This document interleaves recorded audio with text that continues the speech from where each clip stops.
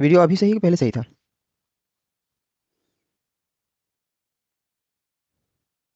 आवाज़ तो जा रही नहीं भैया।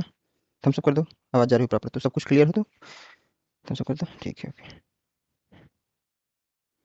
आओ चलते हैं आगे। देखो, सभी ध्यान दीजिएगा।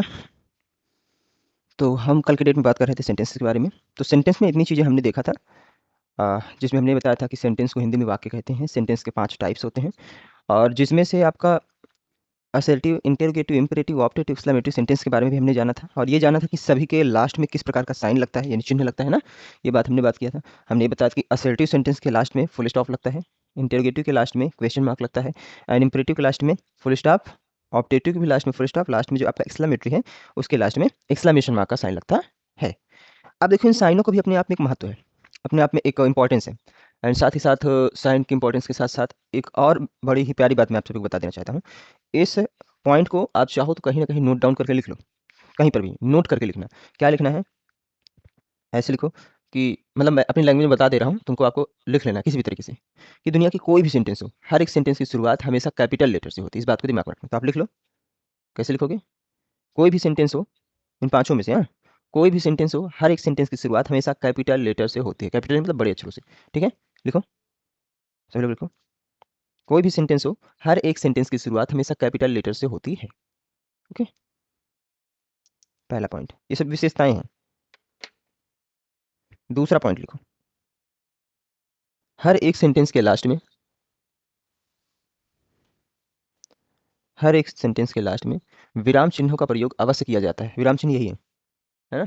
आगे लिखो, कोई भी सेंटेंस हमेशा पूर्ण अर्थ देता है। ये पॉइंट बाय पॉइंट लिखते हुए चलना, मतलब इसे दिमाग में रखने वाली बातें हैं, हाँ।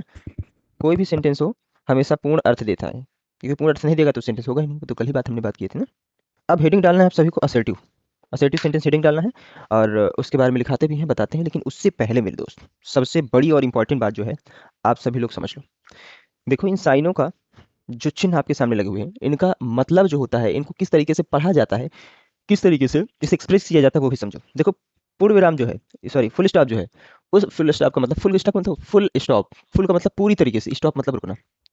तो जहां पर ये साइन लगता है, वहां पर मतलब क्या है कि पूरी तरीके से रुकना है। पूरी तरीके से रुकना मतलब, जैसे आप किताब पढ़ रहे हो फॉर एग्जाम्पल, कहीं पर भी फुल स्टॉप लग गया है, उसके आगे भी लाइनें लिखी होती है, ऐसी नहीं कि वहीं पर लाइन खत्म हो जाती है।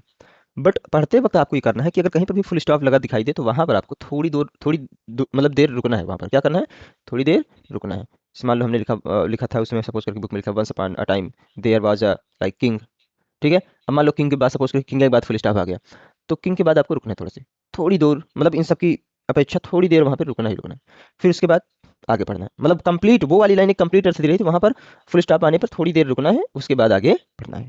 थोड़ी देर का मतलब क्या हो गया? मान लो जैसे हमने पढ़ रहे हैं, मान लो हम पढ़ते गए फुल स्टॉप आया, इतना रुके, फिर आगे बढ़े। मुश्किल मुश्किल से आपको 1-2 सेकंड रुक करके तब आगे बढ़ना है। इंटरोगेटिव सेंटेंस में क्या होता है कि जब भी ये क्वेश्चन मार्क जहाँ पे लग जाता है, वहां पर चीजों को पढ़ते वक्त थोड़ा सा एक अपने वॉइस टोन में चेंज, थोड़ा सा एक्सप्रेस ऐसा करो कि आप क्वेश्चन को अभी कर रहे हो। क्लियर है? तीसरी बात क्या है? फुल स्टॉप वगैरह वाली बात बता दी। एक्सक्लेमेशन मार्क को थोड़ा सा एक बोलते वक्त ना, एक मतलब शौक वाली बात है, मतलब जैसे कि मान चलो, जब आप एक्साइटमेंट वाले वर्ड को यूज कर रहे हो, जिससे बोलते हैं ना वाओ, तो बोलते हो एक ऐसे बोल दो वाओ, कोई मतलब नहीं, कोई भाव नहीं, एक बोलो वाओ। तो इसमें क्या हुआ? एक आपका वो दिखा, एक भाव दिखा, एक सेंस दिखा। ठीक है, अब मान चलो, सपोज करिए यू आर वेरी सैड, तो then you you can say, बहुत सारे वर्ड को आप लिखते हो, अलास। अलास एक ऐसे बोल दो, अलास आपने बोल दिया, राइट। और एक बोलते हो थोड़ा साइडनेस के साथ, अलास। तो मतलब सपोज करके आप एक्सप्रेस करो उस चीज़ को। ठीक है, मान लो आपको बोलना हो फाई फाई, फाई फाई मतलब बहुत अच्छी चीज़। तो जैसे मान लो फाई फाई बोलना हो, कोई चीज़ आपने देखा हिंदी में, जैसे देखो, पर मान लो यार बड़ा गंदा जगह है, छी छी बहुत गंदा जगह है, तो आपने क्या बोला? ऐसे एक्सप्रेस किया। बस इंग्लिश में अगर आप उसी को हिंदी में इस तरीके से बोलना हो कि भाई मान लो जगह बहुत ज़्यादा गंदा आपको दिख रहा है, आप बोलो छी छी बहुत गंदा जगह है, तो थोड़ा सा कम अच्छा लगा। लेकिन आपने बोला छी छी बहुत गंदा जगह है, तो मतलब थोड़ा सा एक्सप्रेस हुआ ना। तो मतलब कहने का मतलब, उसके भावों में, उसके सेंस में एक्सप्रेशन ये दिखना चाहिए, तो है ना। तो क्या बोलेंगे? फाई फाई, it is very dirty place, right. So that you have to use expression, you have to use your emotion. तो ये चीज़ें आपको दिमाग में रखना है कि इन सारे साइनों का कुछ मतलब होता है, इनको एक्सप्रेस किस तरीके से करना है, that's I am saying, right. मैंने इस चीज़ को एक्सप्रेस कर दिया। बात है क्लियर? एवरीवन, बोलो भाई। Okay, thank you. अब हम असर्टिव सेंटेंस के बारे में सीखते हैं, ठीक।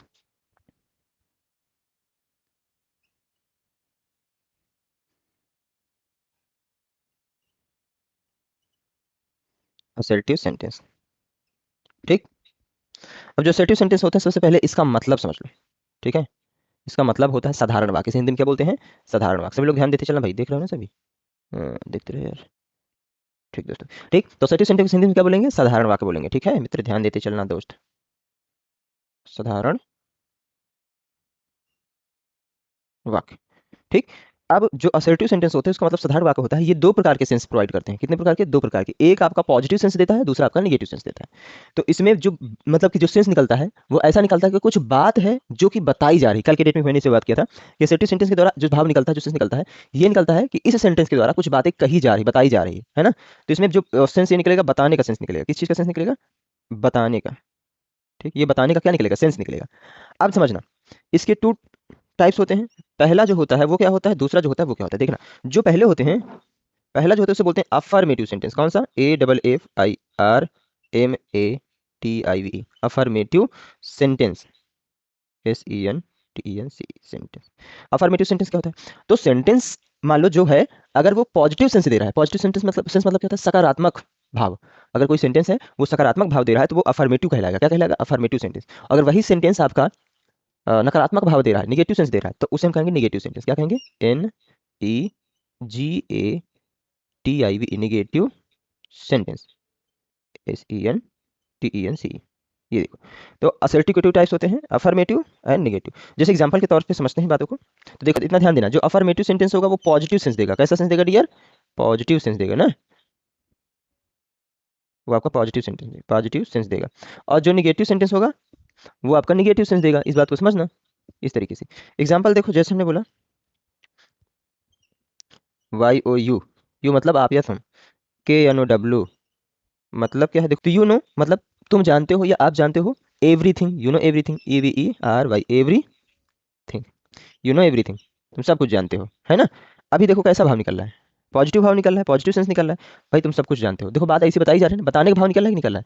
तुम सब कुछ जानते हो, मैं सब कुछ जानता हूँ, वह सब कुछ जानती है, उससे ज्यादा बहस मत करो। तो देखो क्या है, सब कुछ जानती है मतलब पॉजिटिव सेंस निकल रहा है। तो इसका मतलब ये क्या हो गया? अफर्मेटिव सेंटेंस हो गया। अब इसी में अगर मैं एक्चुअली इस तरीके से बोल दे, you don't know anything, you, नीचे बोर्ड दिख रहा है, चेक कर लेता हूँ। वाह रे मेरे भाई वाह, कितने तेजस्वी लोग हो आप लोग। नीचे देख भी नहीं रहा, आप लोग बोल भी नहीं रहा, शाबाश। बता दिया करो यार, दिक्कत होगी ना, इस तरीके से नहीं समझ में आएगा फिर। तो you know everything positive sense दे रहा था, अभी इसको हम बोलते हैं you don't know everything, you DONT, don't. Don't यानी डू नॉट भी समझ सकते हो। You don't know, KNOW, know, मान लो ये एवरीथिंग लिख दिया। अब देखो इससे कैसा सेंस निकला, इस वाले से पॉजिटिव सेंस निकल रहा था तो ये अफर्मेटिव हो गया था। इस वाले से नेगेटिव सेंस निकल रहा है, कह रहा है तुम कुछ नहीं जानते, तुम्हें कुछ नहीं पता है, तो इसका मतलब क्या हो गया? नेगेटिव सेंटेंस हो गया, है ना। ये चीजें बात इतनी समझ में आई। तो इस प्रकार से असर्टिव के टू टाइप्स होते हैं, अफर्मेटिव और नेगेटिव। अफर्मेटिव की हिंदी में बोलते हैं, लिख नहीं रहा हूँ, आप लोग लिख लेना, नोट डाउन करना चाहना तो।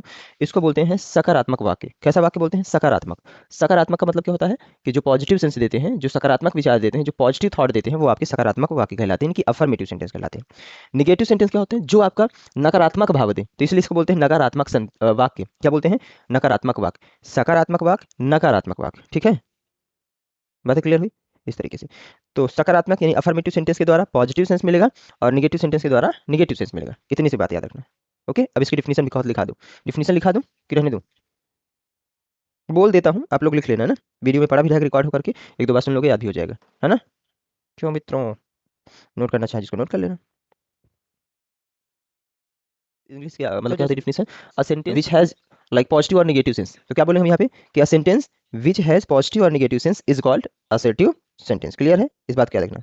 Okay everyone, a sentence which has positive और negative sense is called assertive sentence. ठीक है, कि वह वाक्य जिसमें क्या होता है भाई, पॉजिटिव और नेगेटिव सेंस दोनों का पता चले। ठीक है, मतलब दोनों एक साथ नहीं पता चलेगा, या तो पॉजिटिव पता चलेगा या तो नेगेटिव, वो आपका असर्टिव सेंटेंस होते हैं। हिंदी में कैसे लिखेंगे कि वह वाक्य जो पॉजिटिव और निगेटिव यानी सकारात्मक और नकारात्मक भाव देता है उसे हम क्या? असर्टिव सेंटेंस कहते हैं। वह वाक्य जो सकारात्मक और नकारात्मक दोनों, है ना, वह वाक्य जो सकारात्मक और नकारात्मक भाव देते हैं उन्हें हम साधारण वाक्य यानी असर्टिव सेंटेंस कहते हैं। ये हिंदी में इसकी डिफिनेशन होगी। ठीक है दोस्त,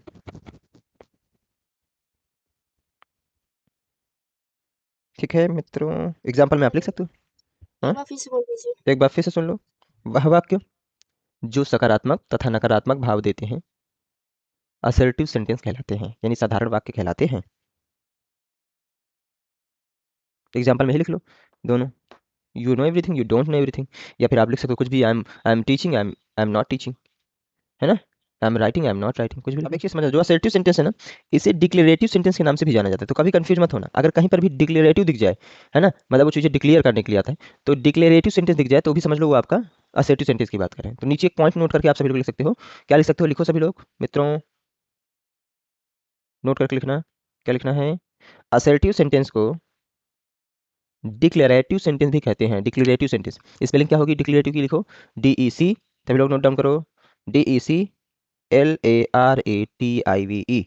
DECLARATIVE, डिक्लेरेटिव सेंटेंस ना। तो किसको, यही असर्टिव सेंटेंस को डिक्लेरेटिव सेंटेंस के नाम से भी जाना जाता है। इसका मतलब होता है चीजें डिक्लेयर करना ना, ये होते हैं। इस पॉइंट को दिमाग में रखना भैया, तो कंफ्यूज मत होना कहीं पर भी दिख जाए तो, ठीक है। अगला पॉइंट क्या लिखना कि असर्टिव सेंटेंस के तो लिखा ही दिया, रहने दो मत लिखो। असर्टिव सेंटेंस के अंत में लास्ट में क्या लगता है, फुल स्टॉप लगता है ना। और ये तो पता है, बता ही दिया कि असर्टिव सेंटेंस के 2 टाइप्स होते हैं। बस इस तरीके से आपका असर्टिव सेंटेंस फिनिश हो चुका है।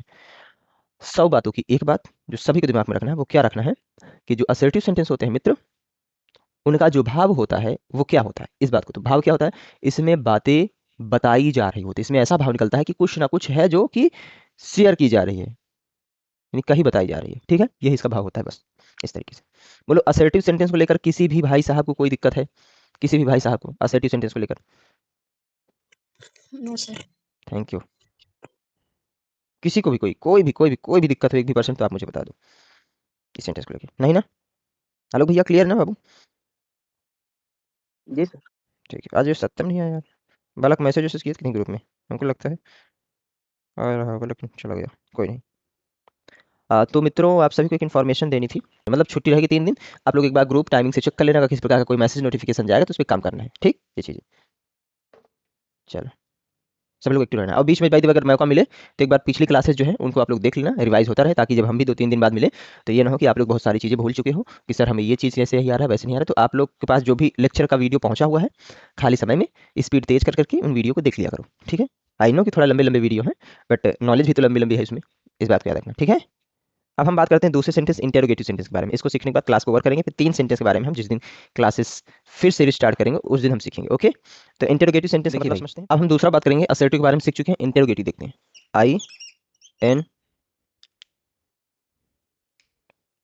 INTERROGATIV, इंटेरोगेटिव सेंटेंस, ठीक है।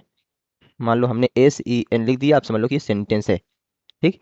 इंटेरोगेटिव सेंटेंस, भाई इंटेरोगेटिव सेंटेंस को हिंदी में बोलते हैं प्रश्नवाचक वाक्य। क्या बोलते हैं? प्रश्नवाचक वाक्य, सेंटेंस यानी वाक्य, ये, ठीक। प्रश्नवाचक वाक्य का तात्पर्य है कि भैया इसमें प्रश्न किया जाएगा। क्या किया जाएगा? प्रश्न किया जाएगा। और जब प्रश्न किया जाएगा तो सेंटेंस के लास्ट में क्वेश्चन मार्क का प्रयोग जरूर करेंगे, यानी प्रश्नवाचक चिन्ह का प्रयोग हम जरूर करेंगे मित्रों, ठीक है। इतनी बात समझ में आ रही सभी को? आनी भी, चलो इनका मतलब पहले समझ लो। अब इनका मतलब भी बहुत अच्छे से समझना है, तो हम इनकी डिफिनेशन की बात करें तो ऐसा होगा, a sentence which is used to ask a question, मतलब फिर से सुन लो, a sentence which is used to ask a question is called interrogative sentence, ठीक है। हिंदी में बात करें तो हम क्या कहेंगे कि जिस वाक्य का प्रयोग प्रश्न पूछने के लिए किया जाता है, बस सिंपल से बातों में ना, जिस वाक्य का प्रयोग प्रश्न पूछने में किया जाता है उसे हम प्रश्नवाचक वाक्य कहते हैं। हिंदी में लिख लो, सभी लोग लिखना हो, इंग्लिश में भी लिख लो, मैंने बोल दिया कि जिस वाक्य का प्रयोग प्रश्न पूछने के लिए किया जाता है उसे हम प्रश्नवाचक वाक्य कहते हैं, यानी a sentence which is used to ask a question is called interrogative sentence. इतनी सी बात, ओके।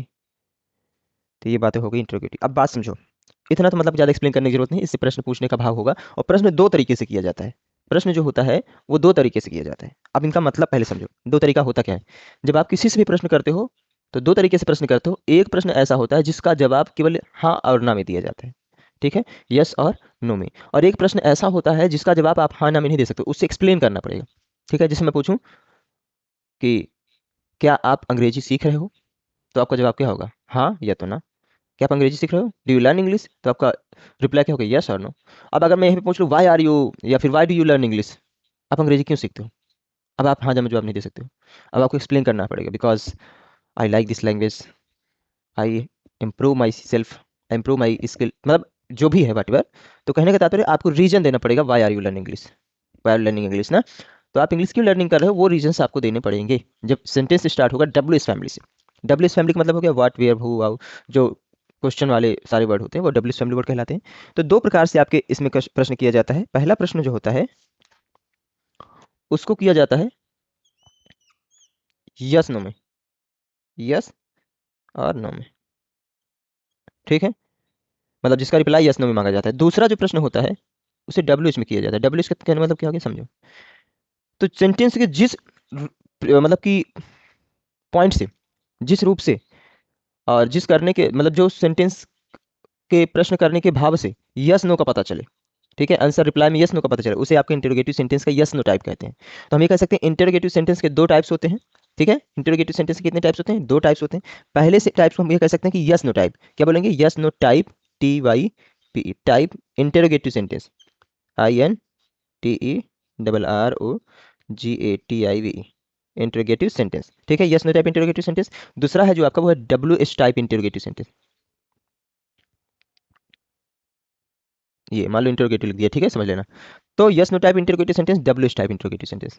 आप समझना सबसे बड़ी बड़ी और प्यारी प्यारी बातें, इस सेंटेंस में जब प्रश्न किया जाएगा तो इसका जवाब यस नो में ही दिया जाएगा। जैसे मैं पूछूं are you going, are you playing, do you go, do you like not go, इस तरीके से, ठीक है।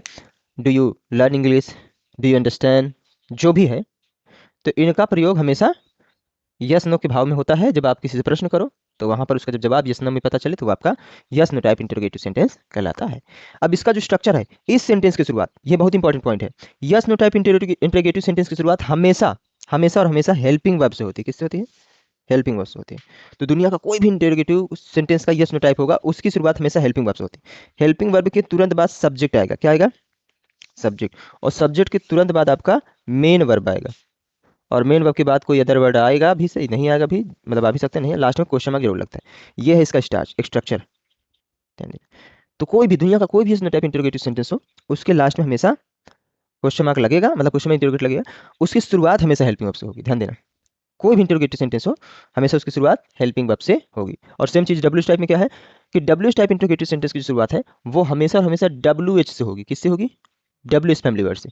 जैसे वर्ड से शुरू हो सकता है, वाई से शुरू हो सकता है, वेयर से शुरू हो सकता है, हु से शुरू हो सकता है, ये चीज़। तो इसमें क्या है, डब्ल्यू एच फैमिली वर्ड के बाद तुरंत आपका आएगा हेल्पिंग वर्ब, मतलब पूरा स्ट्रक्चर सेम लग जाएगा। फिर उसके बाद आपका सब्जेक्ट आएगा, फिर आपका मेन वर्ब आएगा, फिर आपका अदर वर्ड आकर के लास्ट में भैया क्वेश्चन मार्क। इस तरीके से ये दोनों का स्ट्रक्चर है। अब एग्जाम्पल के माध्यम से समझते हैं चीज़ों को।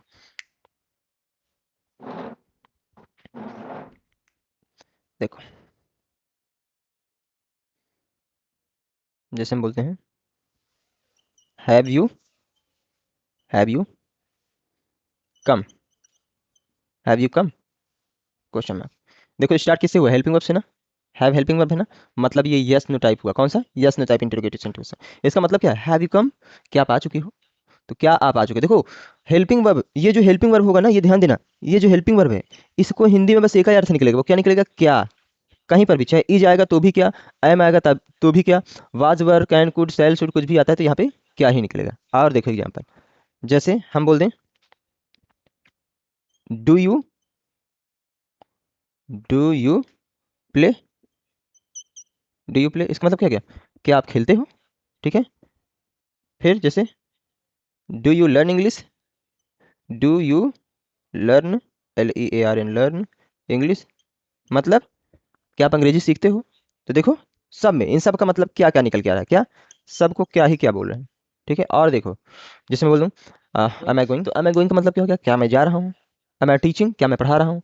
तो आप सबका जवाब क्या हो भैया, हाँ या ना। तो इन सब का जवाब हाँ या ना में दे, इसलिए इसे क्या बोलते हैं आपके यस नो टाइप इंटरव्यू। देखो स्ट्रक्चर को फॉलो कर रहा है कि नहीं कर रहा है, कह रहा है सबसे पहले हेल्पिंग वर्ब, ये देखो हेल्पिंग वर्ब, फिर कह रहा है सब्जेक्ट, ये देखो सब्जेक्ट, फिर कह रहा है मेन वर्ब, ये देखो main verb, helping verb subject main verb, helping verb subject main verb. अगर इन्हीं से पहले ये जो लिखा हुआ है, अगर इन्हीं से पहले कोई डब्ल्यू एस फैमिली वर्ड रख दिया जाए, डब्ल्यू एस फैमिली वर्ड में समझते हो, कुछ भी रख दो, जैसे मान लो यहाँ पे लिख दिया why, W H Y, why have you come, आप क्यों आ चुके हो, राइट, या आप क्यों आए। फिर देखो वाई, फिर इसमें भी वाई लगा देते हैं, वाई डू यू प्ले, ठीक है, आप क्यों खेलते हो। अभी तक बिना वाई के क्या था, डू यू प्ले, आप खेलते हो।